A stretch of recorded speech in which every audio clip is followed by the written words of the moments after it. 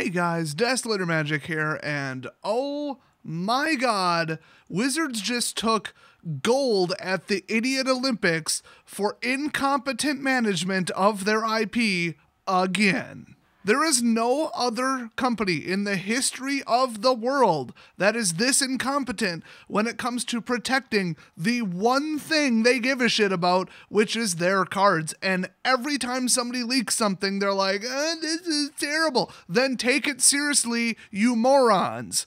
And since we're about to listen to Wizards just bitch about it for about 30 minutes in this video, it sounds like they take it seriously after it's happened. I get it, there's not that much you can do to stop like somebody who works at the graphics and printing facility from like rolling up a full sheet of foils and like shoving it up his ass or whatever he did. But you know what one I want to know about?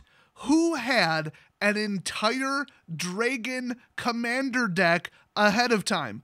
Who did you send it to? You sent it to somebody, Wizards, and you damn well know it. Was it Card Kingdom? Was it Channel Fireball? Who was it? Was it one of the judges? Whoever the fuck you sent it to, don't send it to that person anymore. Don't send it to anyone like that person anymore. In fact, I've got a suggestion. Don't send it to anybody ahead of time. The only exception is they like to give out documents to the high-level judges, extremely high level, like I want to say probably 3 only, that lets them like come up with maybe issues or explains rules ahead of time, because it used to be what, like the set drops and then boom, Pro Tour like 2 weeks later. The judges have to know what they're doing, but boy did they send it to them ahead of time. I mean, I heard it was more like a privilege reward thing than oh, you need time to read the cards and find out what they do and come up with card interaction questions and rulings.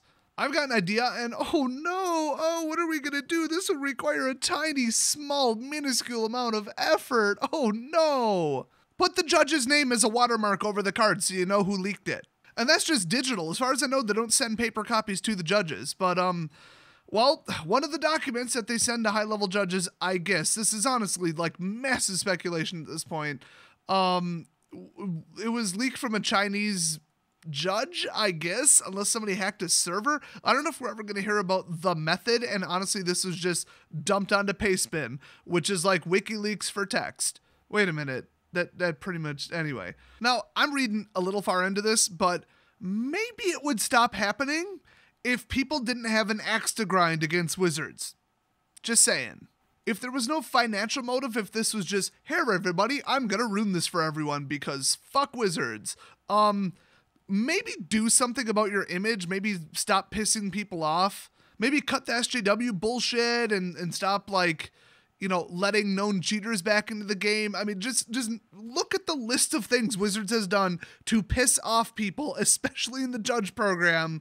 I mean, would you be pissed that Alex Berchini is back playing again? I would. I would take that very personally if I was a judge. And the second I got a hold of this document, I would leak it online. Absolutely 100% guaranteed. So they are damn lucky that I'm not a judge. Anyway, I'm probably going to split this into 2 videos because we have a Wizards of the Coast statement written by allegedly Blake Rasmussen, although I think that's just the filler name they put on it. He posted it? I don't think he wrote it. Let's just put it that way. So let's just burn through it. I haven't read almost any of this. As many of you know, there's a document going around with the Chinese Dominaria release notes. As you can imagine, this has caught the attention of the community. It's been rapidly translated. Oh god, I peeked at the Google Translate. It's bad. So I'm pretty sure the release notes are for the judges, as I've been saying, because it's like the mechanics and rulings, all that. I guess I haven't had even time to read this yet.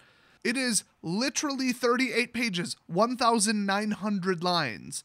But this could be the, what do they call it, the localization team notes for like whoever runs the Chinese social media and all that, all their translated web pages, because oh my god, do those people leak shit early. Those are the most incompetent morons, and they probably got some lowball idiot contractor. They've been leaking stuff early like for years. I mean, these people are just idiots. We have a golden rule here in the IT field where I used to work professionally on a corporate scale. And that is, don't work with foreign companies. They'll do stuff like this. Like Indian programming teams, no. Just no. You're not going to get a good end product. Well, unless you spend enough. That's the caveat. But this is Wizards. They don't spend enough on paper. So anyway, let's continue with whatever the hell Blake's saying about this. Let's see. The document is real, it's true, and it sucks that this information got out earlier than we intended. Then stop sending it to people before it was intended to be public. Foreign companies don't give a crap as much as you do about your own product and when the release is.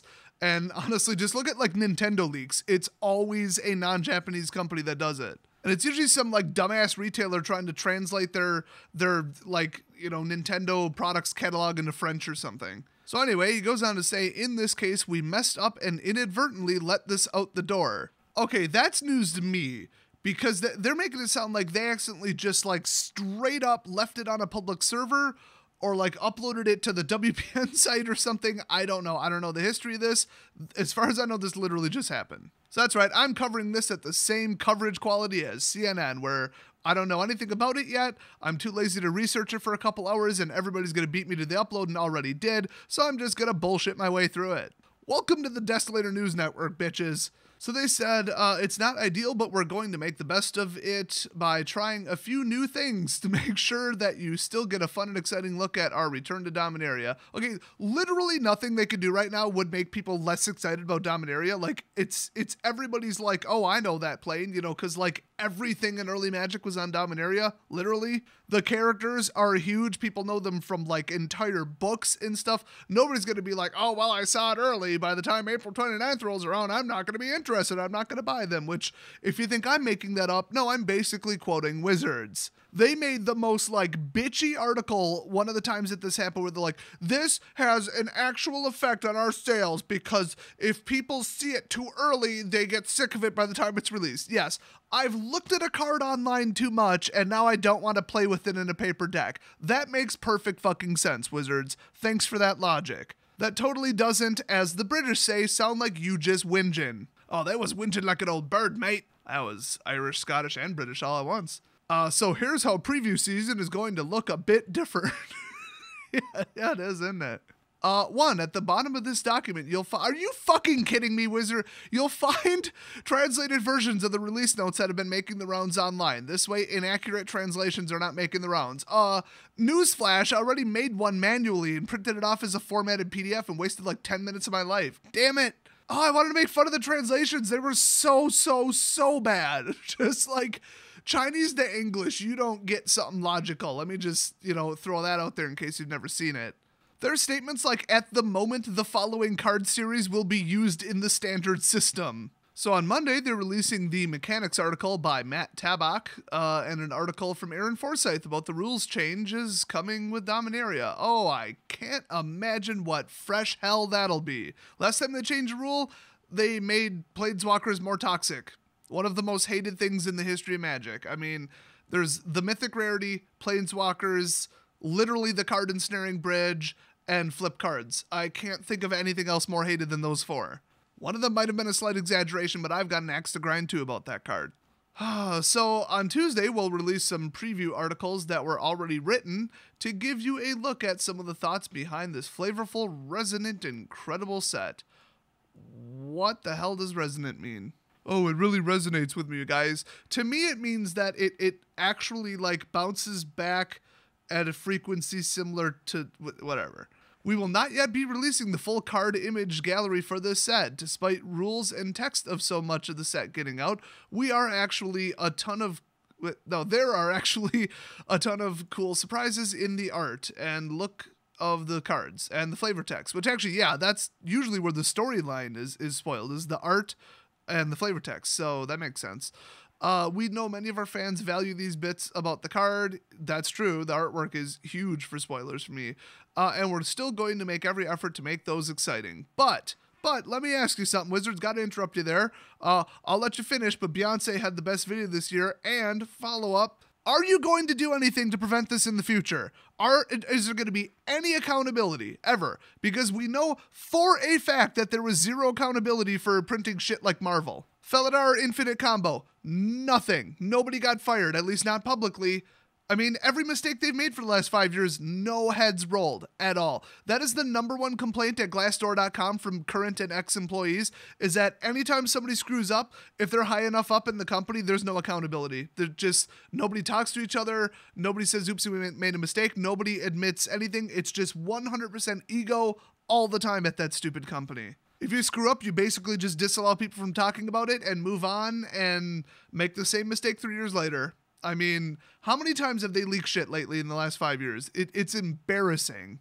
I take the digital media and the intellectual property on my laptop more seriously than they do at their entire company, apparently, because I encrypted the entire drive and the bootloader, and literally nothing is on that laptop. I just wanted to stay logged into eBay.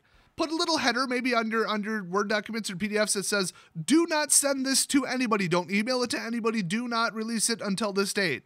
Just top secret, classified. Put it on a separate drive on a different server.